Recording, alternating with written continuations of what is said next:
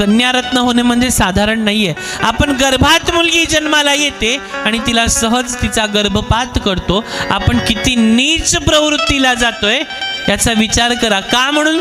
कशासाठी? की आमच्या घरामध्ये वंशाचा दिवा जन्माला आला पाहिजे. आणि तोच वंशाचा दिवा त्याचं वय नसताना आपल्या आईवडिलांच्या अंगावरती वय काढतो. योग्य वयामध्ये तुम्ही त्याला वयाचं शिक्षण दिलं नाही, तुमच्या वयामध्ये आल्यानंतर तो तुम्हाला वयोवृद्ध आश्रमात पाठवतो. तो वंशाचा दिवा तुम्हाला पाहिजे. शब्द लक्षात येत आहेत ना? शब्द लक्षात येत आहेत की नाही? हो की नाही? ही वयमर्यादा फार महत्वाची आहे. जर त्याच लहानशा निरागस वयामध्ये त्यांनी एखादी चापट तुमच्या पाठीवर मारली आणि वय निघाला, वयच म्हणतात ना, मारल्यानंतर काय निघतं? वळ पडलात, वळखण पडली. आमच्याकडे वय म्हणतात, वय पडला त्याच्या पाठीवर. त्याचं वय नाहीये तुमच्या पाठीवर वय काढायचं. त्याचं वय आहे तुम्ही त्याला वयाचं शिक्षण देण्याचं.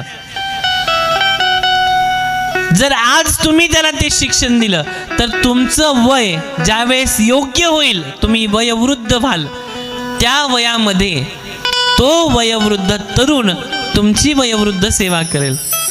हे लक्षात घ्या. आणि आयुष्यात कुठेतरी एक गोष्ट नेहमी लक्षात ठेवा की आपल्या लेकरांना संस्कार देणं हे फार गरजेचं आहे.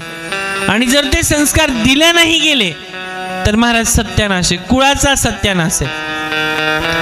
पुत्र व्हावा ऐसा गुंडा ज्याचा तिन्ही लोकी झेंडा. जननी जने तो भक्त जने या दाता या सूर. जननी जने तो भक्त जने या दाता या सूर, नहीं तो काहे को गवावे नूर.